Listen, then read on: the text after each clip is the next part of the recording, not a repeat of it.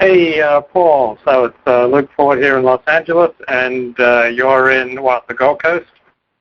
Yep. All right, good on you, mate. So when you were a kid, what did you want to be when you grew up? That's a great question to kick off with, Luke. Gee, I didn't really know. I think I didn't know until I was in my mid-20s. I think I just wanted to try everything. That was my thing as a teenager. I wanted to give everything a try. I knew I wanted to be a millionaire by the time I was 30. That was one thing I thought was going to, create the world I could play in. But apart from that, I had no idea how I was going to get there. And how did you discover the Alexander Technique? Well, Alexander came after a long road of searching after a car accident at 19. I had a whiplash injury in a fairly straightforward side impact. It wasn't a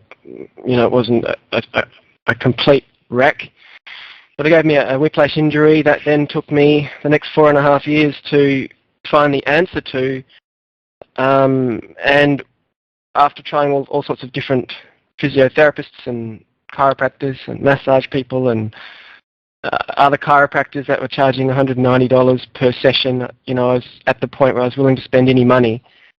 And the last physio that I'd spoken to had run out of ideas with me and said, okay, well, here's some anti-inflammatories. Take these whenever you need to. And I said to him, well, what happens if I need them all the time? And he said, oh, well, you can't take them all the time.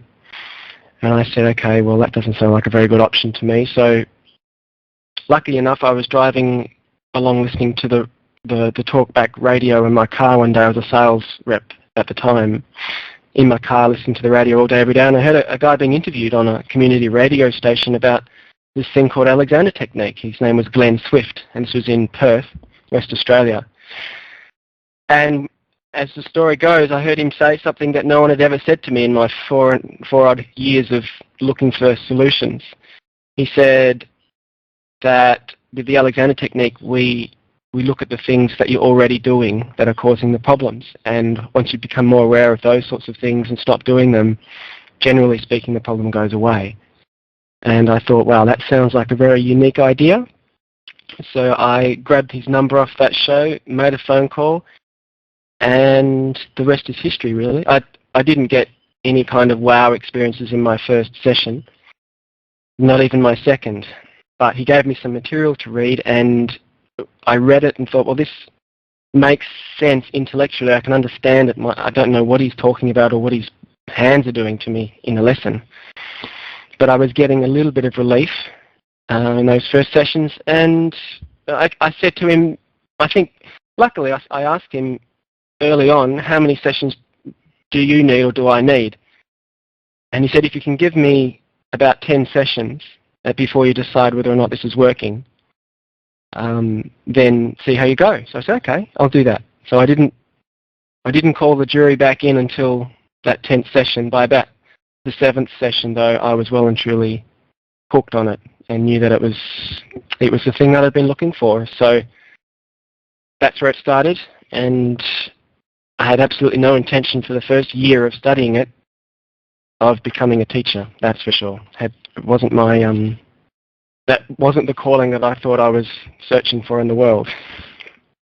Interestingly enough. But here we are. So what year did you take your first lesson? First lesson must have been 96 or 97, I think.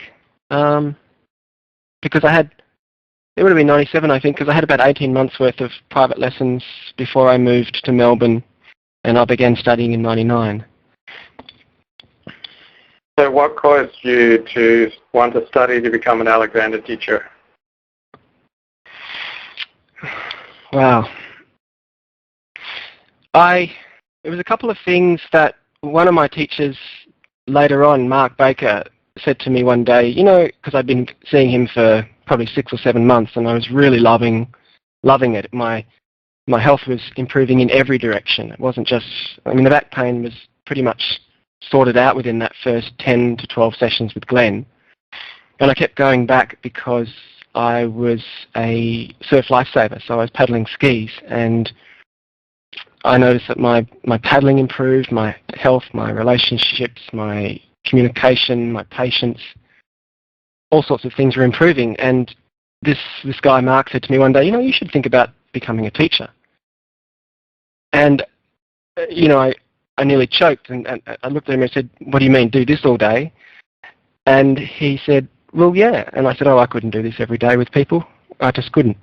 He said, okay, and let it go. But it was probably a few weeks, I guess a month or so later, that I really started to think, well, I'm not happy doing what I'm doing as my job, which was a sales representative selling products and things that I didn't even believe in, it's pretty hard to do.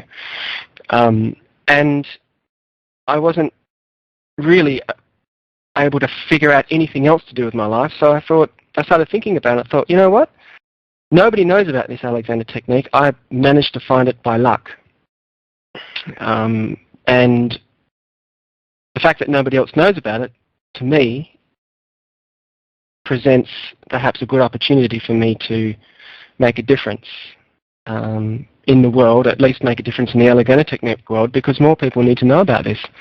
And as that started to dawn on me, I started to realize, well, you know what, this is probably what I've been looking for. I want to do something that's not just about money.